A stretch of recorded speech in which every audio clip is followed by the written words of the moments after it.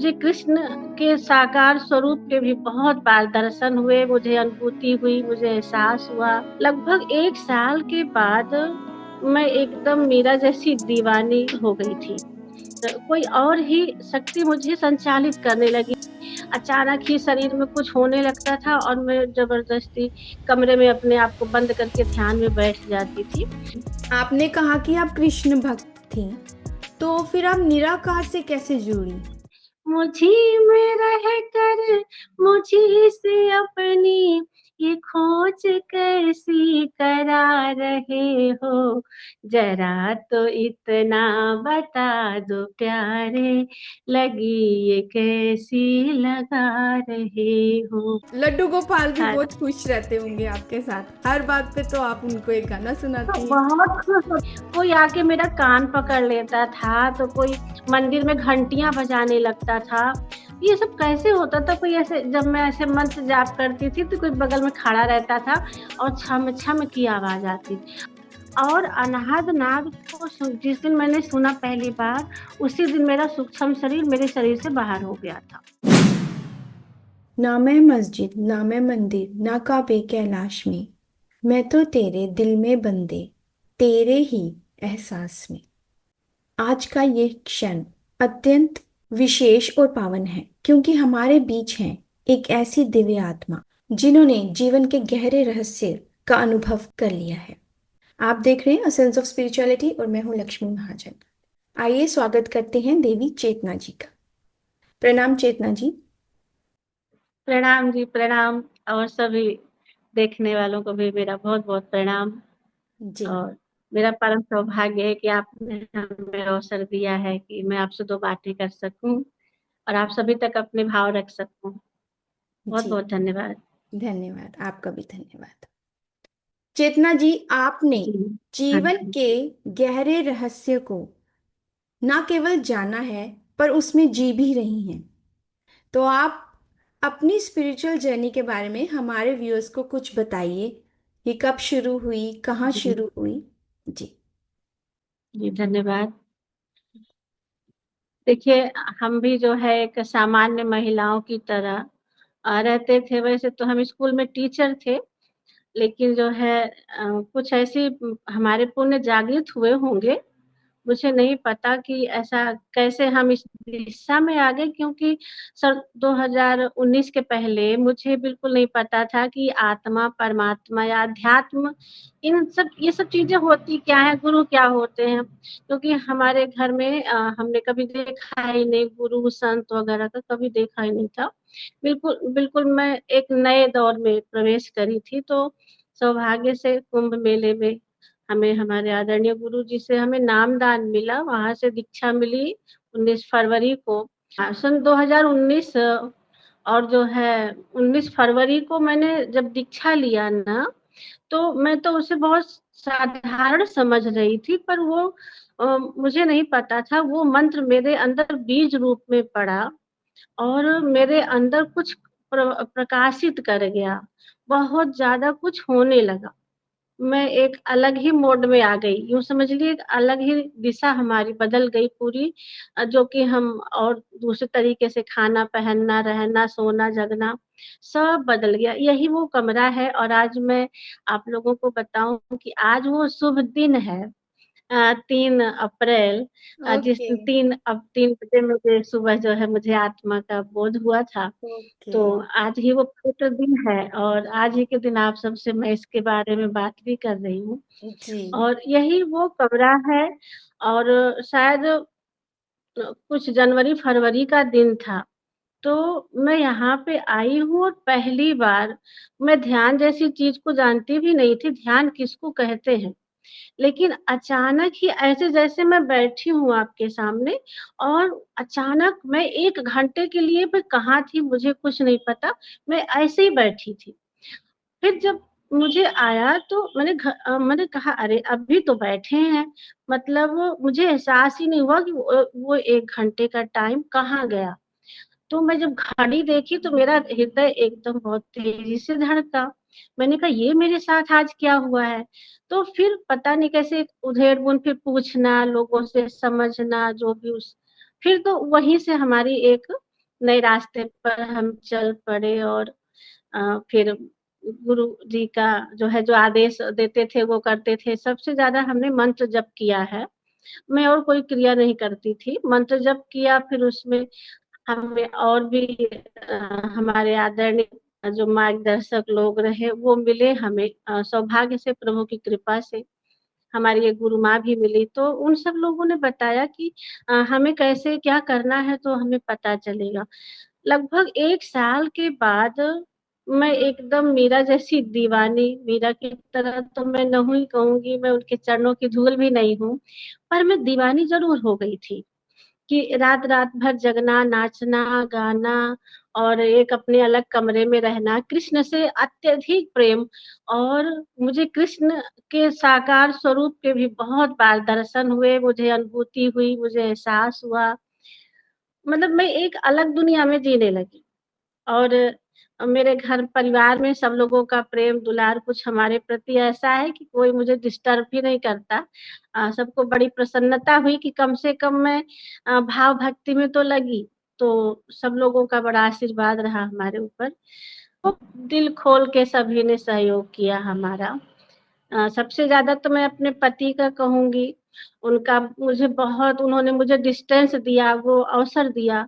और मैं उन सभी लोगों का भी धन्यवाद ज़रूर करना चाहूँगी जिन्होंने मुझे आहत किया। और क्योंकि मैं अगर चोट ना खाई होती तो शायद मैं आज इस परम सत्य को जानने में सक्षम ना हो पाती, क्योंकि कहते हैं ना कि वो जो सोना होता है पीट-पीट के ही उसको निखारा जाता है, तो परमात्मा ने कुछ ऐसी व्यवस्थाएँ करी हमारे लिए। तो अब तो बड़ी कृतज्ञता होती है जिन्होंने मुझे कष्ट दिया, जिन्होंने मुझे पीड़ा पहुँचाई। मैं उनको बड़ा धन्यवाद करती हूँ कि ऐसा ना हुआ होता तो आज ये दिन ना देखते। और उसके बाद फिर बस नाम जप करते-करते मुझे साकार कृष्ण जो थे उनसे तो प्रेम था ही, पर पता नहीं क्यों मेरा पूजा वगैरह में अब मेरा मन नहीं लगता था। ऐसे ही बैठे-बैठे एक दिन मूलाधार चक्र की जागृति, अब वो मूलाधार थी, मुझे इस बारे में कोई ज्ञान तो था नहीं। तो मैं अकेले घर में थी और मेरा मतलब मूलाधार पे मेरे बहुत तेज कंपन होने लगा, जैसे एकदम भूकंप जैसा आता है। मुझे नहीं पता वो क्या, तो डर गई, क्या नई-नई चीज़ें मेरे शरीर में होने लगी हैं। उसके बाद से ना मैं ऐसा लगा कि मैं आउट ऑफ कंट्रोल हूँ, मेरे शरीर पे मेरा नियंत्रण नहीं था। और कोई और ही शक्ति मुझे संचालित करने लगी, जैसे खाने का, पीने का, सोने-जगने का, उठने-बैठने का, यहाँ तक कि मैं भीड़-भाड़ में बैठ भी नहीं सकती थी। अचानक ही शरीर में कुछ होने लगता था और मैं ज़बरदस्ती कमरे में अपने आप को बंद करके ध्यान में बैठ जाती थी। तो ध्यान भी मैं बहुत बैठी हूँ, मुझे जानकारी तो ज्ञान भी नहीं था कि ध्यान क्या है, बस बैठ जाती थी, मुझे अच्छा लगता था। आनंद आता था और बहुत नई-नई चीज़ें देखने को मिली।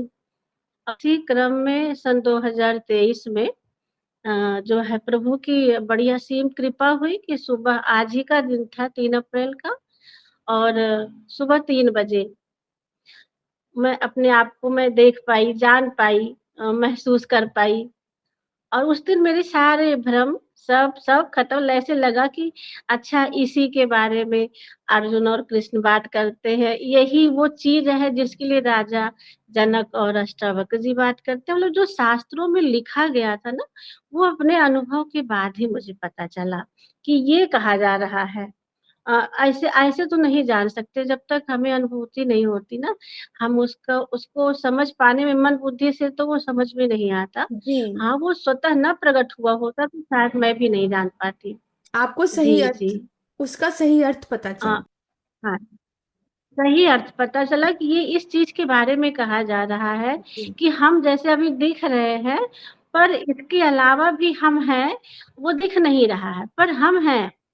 और शायद देह छूटने के बाद भी हम उस दशा में रहते हैं। तो वो मुझे बड़ा अच्छा लगा कि अरे मरना तो होता ही नहीं है। मतलब मृत्यु से हम डरते रहे हैं पर मृत्यु है ही नहीं। नहीं सकते हम, हमारा वो जो ज़िंदा होना है ना वो सदा रहेगा, क्योंकि वो किसी आकार में रूप में नहीं। वो मुझे देख के ना बड़ा अच्छा लगा था। और बहुत सारी जैसे सूक्ष्म शरीर का अनुभव हुआ, ऊपर ऐसे उड़ते रहते थे, पूरे घर में चलते रहते थे। बहुत बहुत अनुभव हुआ। बहुत भगवान ने बड़ा ही ज्ञान दिया। और अभी भी दे ही रहे हैं, ऐसा नहीं। तृप्त तो हो गई हूँ, मतलब जो एक कुछ पाने की प्यास थी ना, वो प्यास तो पूरी हो गई। पर अब मैं मिट चुकी हूँ, अब मैं समर्पित हूँ। भगवान के चरणों में कहिए, परमात्मा के गोद में कहिए, या गुरु के चरणों में, सब जगह अब मैं नहीं हूँ। मैं यही कहूंगी कि अब मैं नहीं हूँ। या कोई भी जो भी इस तत्व को जान लेता है, वो कहने मात्र के लिए रहता, वो तो होता नहीं है। जी। जी जी। मैं एक दो लाइन का गाना आप लोगों के बीच में रखना चाहती हूँ, क्योंकि मैंने परमात्मा को गाने सुना, सब बड़ा खुश किया है। जी। और मुझे ज्ञान तो आता नहीं था, तो मैं गाने गाती थी उनके लिए। ओके। मैं तेरे इश्क में मर न जाऊं कहीं, तो मुझे आजमाने की कोशिश न कर। खूबसूरत है तू, तो हूँ मैं भी हंसी। मतलब परमात्मा सुंदर है, तो क्या हम भी तो उसी के अंश है ना। तो बिल्कुल। तो मेरा हम ये भी भाव परमात्मा में चला गया। तो हम भी हाँ तो जी। खूबसूरत हो गए। हाँ देखो। अब बहुत सुंदर। हम्म। बहुत सुंदर लगा आपके मुख से ये गीत, हाँ। जिसके मायने में हमें भगवान दिखते हैं, जिसके मायने में हमें साक्षात आपका एक्सपीरियंस दिखता हाँ है। आप कैसे उसको रिलेट करें भगवान के साथ। जी। जी। तो पहले मुझे ये फिल्म के गाने लगते थे, पर इतना प्रेम महसूस होने लगा ना। मैं सोचती कि ये प्रेम किसके प्रति है, मैं समझ ही नहीं पा रही थी कि पति के प्रति भी ये प्रेम तो नहीं है, क्योंकि पति से तो मैं प्रेम करती हूँ, बच्चों से करती हूँ, और अपने परिवार लोगों से। लेकिन ये प्रेम कुछ अलग तरीके का था। और मैं बहुत रोती थी। मैं समझ तो पाती नहीं थी कि ऐसा क्यों हो रहा है। तो एक तो शरीर में भीतर भीतर बहुत कुछ अनुभव होने लगा था, पर ज्ञान नहीं हो रहा था मुझे। ज्ञान नहीं हो पा रहा था कि ये क्या चीज है। पर आनंद बहुत आता था। रोते भी थे, लेकिन भगवान हर क्षण जो है वो उस दशा को देखते थे, और कोई न कोई किसी न किसी रूप में वो मेरे को समझाते रहते थे। तो ऐसे ही धीरे धीरे यहाँ तक आए। जी। जी। आपने कहा कि आप कृष्ण भक्त थी, तो फिर आप निराकार से कैसे जुड़ी? आपने क्या किया निराकार से जुड़ने के लिए, या इस साधना से ही आप जुड़ती रही उसके हाँ तो मैं प्रेम? बताऊँ तो जी। तो जैसे कृष्ण भगवान की मैं भक्ति करती थी, पूजा करती थी। और लड्डू गोपाल ले आए थे, तो मैं उनकी बहुत पूजा करती थी। हाँ, तो लड्डू गोपाल को जब ले आए, तो फिर मेरे हृदय में एक बड़ा ही अद्भुत सा आकर्षण हो गया था। यूं कहिए कि मतलब प्रेम प्रेम जैसा मैं महसूस करने लगी। तो लोगों से प्रेम तो मैं बहुत पहले महसूस कर चुकी थी, और काफी तकलीफ भी महसूस कर चुके थे, लेकिन ये प्रेम एक अलौकिक प्रेम था। और भगवान से प्रेम करने पे हमारे अंदर एक निडरता आती है, एक निर्भीकता आती है, आत्मविश्वास आता है। तो फिर मैं उनके प्रेम में रहने लगी, और बहुत लीला होती थी मेरे साथ, बहुत लीला होती थी, नहीं पाती थी ये सब होता कैसे था। तो भगवान से मैं दो लाइन कहती, जरा तो इतना बता दो मोहन, लगी ये कैसी लगा रहे हो। जरा तो इतना बता दो प्यारे, लगी ये कैसी लगा रहे हो। मुझी में रह कर मुझी से अपनी, मुझी में रह कर मुझी से अपनी, ये खोज कैसी करा रहे हो। जरा तो इतना बता दो प्यारे, लगी ये कैसी लगा रहे हो। बहुत बहुत सुंदर अभिव्यक्ति है आपकी। और लड्डू गोपाल भी हाँ, बहुत खुश रहते होंगे आपके साथ, हर बात पे तो आप उनको एक गाना तो सुनाती हैं। बहुत खुश होते और पता, मैं बहुत सज-वज के उनके पास जाती थी और मैं सोचती थी कहीं मैं अगर सजी-संवरी ना रहूँ तो मेरे गोपाल मुझे देख के डर ना जाएँ। और मैं सच में बताऊँ, इतना ज़्यादा मतलब अनुभव होता था, इतनी ज़्यादा चीज़ें होती थी कि मैं आपसे बता नहीं सकती। कोई आके मेरा कान पकड़ लेता था, तो कोई मंदिर में घंटियाँ बजाने लगता था। ये सब कैसे होता था? कोई ऐसे जब मैं ऐसे मंत्र जाप करती थी तो कोई बगल में खड़ा रहता था और छम छम की आवाज़ आती थी। और मैं बहुत सारा, इतना मैं बता नहीं सकती, मेरे घर में ऐसे दौड़ते रहते थे। आपको बताना मतलब क्या बताऊँ, अब याद आ रहा है सब कि जी। मैं पूरा सिलेंडर भरा हुआ मैं नीचे से 2 मंजिल पे ऐसे एक हाथ से उठा लाई और मुझे लगा मेरा कान्हा पकड़ के ला रहा है।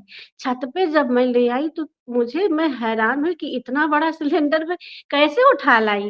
जबकि मैं पॉसिबल उतना नहीं है। ज़्यादा वेट नहीं उठा पाती हूँ, लेकिन जी। जब मैं प्रभु के भक्ति में थी, गुरुजी जो आदेशित करते थे और मैं उस कार्य को करती थी, मतलब मुझे क्या खाना है, क्या पीना है, कैसे रहना है, कहाँ आना है, कहाँ जाना है, किससे बोलना है, मतलब बहुत सारी चीज़ें, यूँ समझ लीजिए वो मेरी साधना थी एक तरीके से। और भी ग्रंथों का अध्ययन करना, तो इस तरीके से मैं करती रही, पर काफ़ी समय बीतने के बाद ना मेरी बेचैनी खत्म ही नहीं हो रही थी, मेरी व्याकुलता खत्म नहीं हो रही थी। तो मैं ऐसे कहीं भी, कभी भी रोने लगती, जैसे कहीं गाना बज रहा होता था ना, यही यही वो जगह है। मेरी नातिन मेरे साथ में थी, तो गाना बजा कि ज़िंदा रहने के लिए तेरी कसम, एक मुलाकात ज़रूरी है सनम। अरे वो गाना क्या बजा, मैं तो रोने ही लगी। तो मतलब ऐसे-ऐसे बहुत सारी स्थितियाँ आती थी कि अब जो है मैं बहुत ज़्यादा रोने लगी थी। तो फिर उस चीज़ को मैं पूछने के लिए जो है, कैसे ये क्या हो रहा है? मुझे शांति कैसे मिलेगी? ज्ञान कैसे होगा? ऐसे मैं धीरे-धीरे आगे बढ़ती रही और उसमें मेरे बहुत सारे आदरणीय लोग अपने आप ही मेरे से जुड़ते चले गए। अपने आप मेरे मैं तो घर से कहीं बाहर जाती भी नहीं हूँ। जी। तो मेरे मेरे जीवन में ऐसे आते गए, ऐसे फ़ोन फ़ोन के माध्यम से। तो उन सब लोगों ने अपना-अपना आशीर्वाद दिया और जो-जो बताते गए वो हम ऐसे करते रहे, बिना सोचे-समझे कि इससे क्या होगा। मैं शुरू हो जाती थी, मुझे लगता था कि कुछ अच्छा हो जाएगा, मेरे को शांति मिल जाएगी, मेरे को तृप्ति मिल जाएगी। मुझे भगवान को नहीं पाना था, पर मुझे शांति चाहिए थी कि ये मेरे हृदय में आग क्या लगी हुई है इतनी तेज़, है ना? तो मेरे अंदर एक चीज़ की कमी थी कि मैं जीवन में ना कुछ कर नहीं पाई थी, कुछ भी नहीं कर पाए थे, जैसे जो एक उपलब्धि वगैरह हासिल करना चाहिए किसी भी क्षेत्र में, तो मैं काम तो बहुत करी, पर मैं एक बढ़िया मुकाम नहीं मुझे मिला या फिर वहाँ तक नहीं पहुँचे। तो मैं भगवान से सिर्फ़ एक बात कहती कि मेरा मानव जन्म सफल कर दीजिए और मुझे आप मिल जाओ, बस ये मेरा हो जाए तो फिर मुझे कोई चिंता नहीं, मैं कल ही मर जाऊँ, कोई समस्या नहीं। पर वो शायद मेरी बेचैनी बहुत ज़्यादा बढ़ गई थी, बहुत ज़्यादा बढ़ गई थी। तो मैं देखिए, एक तो चक्रों की साधना करती थी। दूसरा जो है, मैं अनाहत अनाहत साधना भी करी, अनाहत धुन को सुनते अनहद रहते थे, नाथ। अनाहत नाद को सुनते रहते थे। और अनाहत को सुनने के चक्रों से मुझे क्या लगा था, जो मैं अपना अनुभव कर पाई हूँ कि मेरे अंदर कोई शक्ति जागी है। और अनाहद नाद को जिस दिन मैंने सुना पहली बार, उसी दिन मेरा सूक्ष्म शरीर मेरे शरीर से बाहर हो गया था। अब मैं अपने घर में ही दौड़ रही हूँ, सामने मैं बिस्तर पे लेटी हुई हूँ, ठंडक का महीना था और मैं कह रही हूँ कि अरे भगवान, मर-मरा तो नहीं गए, ये क्या है? हम अब क्या करें? अब बाहर ऐसे खड़े थे सामने। तो जी। मैं समझ ही नहीं पा रही थी ये क्या हो गया? अच्छा, तो वो पहली बार ऐसा हुआ था, तो मैं थोड़ा-सा घबरा गई। फिर फिर मैं जब अपने शरीर में प्रवेश करी और मेरा आँख खुला, तो मेरा हृदय बहुत तेज़ी से धड़कने लगा। ये सारी जो अनुभूतियाँ थी मेरी, सुबह 3 बजे या रात में ज़्यादा मुझे होता था। रात-रात भर जागते रहते थे। तो ऐसे मतलब वो सब बहुत सारी अनुभूतियाँ हुई, ज्ञान मिला, उनसे पता भी चला, लोगों से पूछते रहते, ये क्या है, ये क्या है? ऐसे करते-करते धीरे-धीरे मैं आगे बढ़ने लगी और